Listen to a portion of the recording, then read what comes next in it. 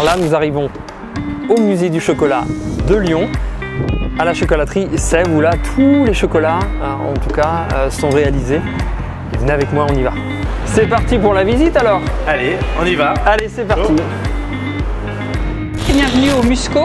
Alors le Musco, qu'est-ce que ça veut dire? Vous êtes peut-être posé un petit peu la question, ici à Lyon. Non, pas du tout, pas encore. En tout cas, mais c'était une question que j'allais vous poser. Alors le Musco, c'est un musée, M pour musée, Ouais. musée manufacture, donc S pour Sève, bien sûr, parce que c'est quand même la maison Sève. Si on le précise à l'entrée, mais après vous verrez, c'est pas brandé, c'est pas un musée. L'hymne a une marque ici, c'est l'hymne surtout à un produit. C'est pour cabinet de curiosité, puisque c'est aussi un cabinet de curiosité, ce lieu, d'objets qu'on a chinés tout au long de nos visites sur les différentes routes du cacao. C'est pour collection particulière.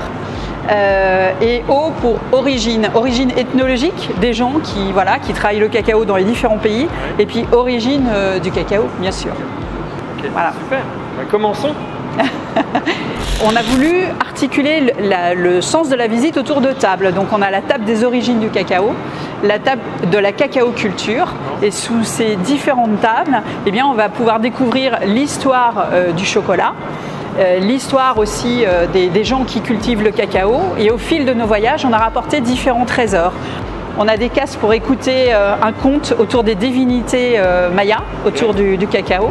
Alors, comme Gaël a dû vous l'expliquer, sur le principe de l'espace, c'est présenter la culture, alors au sens ethnologique, mais au sens comment on cultive aussi les cacaoyers, et le mettre en rapport avec la manière dont on transforme ici. Donc c'est un double regard en fait qu'on a travaillé. Donc une première partie sur l'histoire et la culture du cacao. Alors vous devez très bien la connaître vous aussi. Ce qui nous semblait intéressant de traiter, c'était que c'est une histoire qui est très très ancienne, puisque moins 3000 pour les premières traces de cacao, moins 2000 pour Criollo Blanco, donc qui parle à tout le monde, une trace très très ancienne, et que c'est finalement assez récemment, via l'industrialisation, qu'on a transformé la pâte de fèves de cacao en bonbons, tablettes et ainsi de suite. On travaille avec des plantations qui sont organiques. Donc quand on arrive, on n'a pas le droit de mettre du pchit contre les différents insectes, et on nous dote en fait quand on arrive notamment dans la plantation dans la région de Tabasco chez Vicente Gutierrez de ça. Donc on l'attache à notre ceinture, vous allez pouvoir le découvrir dans le film ensuite, et quand on a une petite bête qui vient nous taquiner, eh bien on la fait fuir, voilà, on la tue pas, et puis on pollue pas la plantation. Donc voilà, ça c'est vraiment un objet qui est utilisé de façon contemporaine.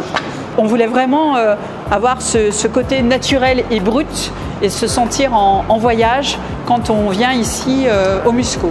Là, on passe, ça y est, les fèves de cacao sont arrivées ici à Lyon, dans nos ateliers, et on explique aux gens cette démarche que l'on a eue de monter cette structure. Quand nous, on n'est pas héritier d'eux, on n'est pas deuxième ou troisième génération, donc personne nous a donné des machines, il a fallu aller les chercher, il a fallu les trouver, et quand on a commencé à chercher les machines il y a bien 8 ans, eh bien, on était confronté à un problème. C'est-à-dire que dans les années 50, quand les industriels dans le bassin ici, rhône-alpin, il y avait beaucoup de chocolateries, et les artisans chocolatiers faisaient leur propre couverture de chocolat, contrairement au lobbying des industriels qui laissent penser que ça n'a jamais été le métier des chocolatiers. Si, c'était le métier des chocolatiers. Donc on rétablit un peu les choses. Et ce qu'il y a, c'est que quand les industriels ont racheté ces chocolateries, eh bien, ils ont installé leur outil industriel et cassé l'outil artisanal. Ce qui fait qu'en France, on ne trouve plus ces vieilles machines anciennes qui datent des années 40, des années 50. Donc il a fallu aller chiner dans toute l'Europe, notamment plus précisément en Italie et en Allemagne, pour trouver toutes les machines qui constituent la chaîne de fabrication du chocolat, de la fève, bean to bar, de la fève à la tablette. On découvre chaque étape derrière ces grandes verrières, on découvre chaque étape de la fabrication du chocolat. On voit les chocolatiers travailler, et puis on a poussé le bouchon un petit peu plus loin, parce qu'ici à Lyon on aime pousser le bouchon un petit peu plus loin. On est allé mettre des caméras au cœur des machines pour voir ce qui se passait à l'intérieur. Donc au fil de la découverte des différentes étapes de fabrication du chocolat, eh bien le visiteur va pouvoir goûter chaque étape de la fabrication du chocolat. On a beau être très bon chocolatier, si on n'a pas une matière première d'exception et un travail qui a bien été fait en amont, le travail de la fermentation, la récolte, la fermentation, eh bien on ne peut rien faire d'excellent dans ce cas-là.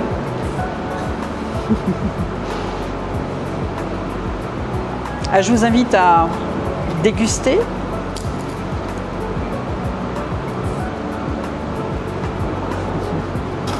Le gruet de cacao. Après, donc, le casse-cacao Tara, ce que l'on obtient, c'est notre matière première pour commencer à faire le chocolat. Tenez, il est là, le Pérou. Je vous invite à aller à la table de dégustation. Je vous parlais de table tout à l'heure. La table est toujours très importante.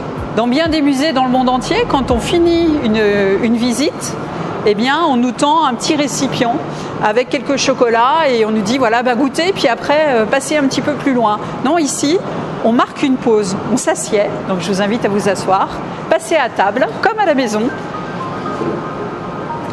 Je vous invite à ouvrir le petit tiroir secret, prendre un écrin et déguster différents chocolats signature de notre maison.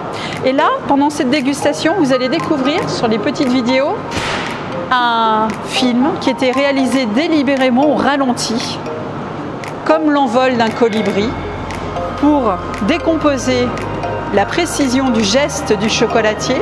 Alors, je vous invite à déguster en douceur, tout tranquillement, et je vous rejoins ensuite.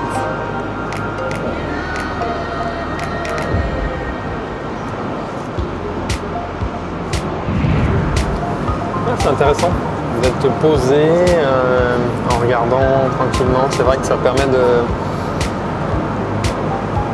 se poser justement à déguster et à regarder, de se concentrer. Ouais. De se concentrer et d'être... souvent les gens le regardent plusieurs fois. Il reste un bon moment ici. Ouais, ça m'étonne pas. Parce qu'ils n'ont pas envie de partir. Ouais. Non mais en plus c'est bien, enfin je veux dire... Il y a un beau tournage au niveau des vidéos. Et puis dans cet espace boutique, pour les gens qui le souhaitent, pour emporter dans leur région ou dans leur foyer quelques spécialités de la Maison Sèvres. Donc on retrouve les différentes tablettes build to bar de notre maison, différentes spécialités qui est mis en valeur. Le produit est roi ici, le client aussi.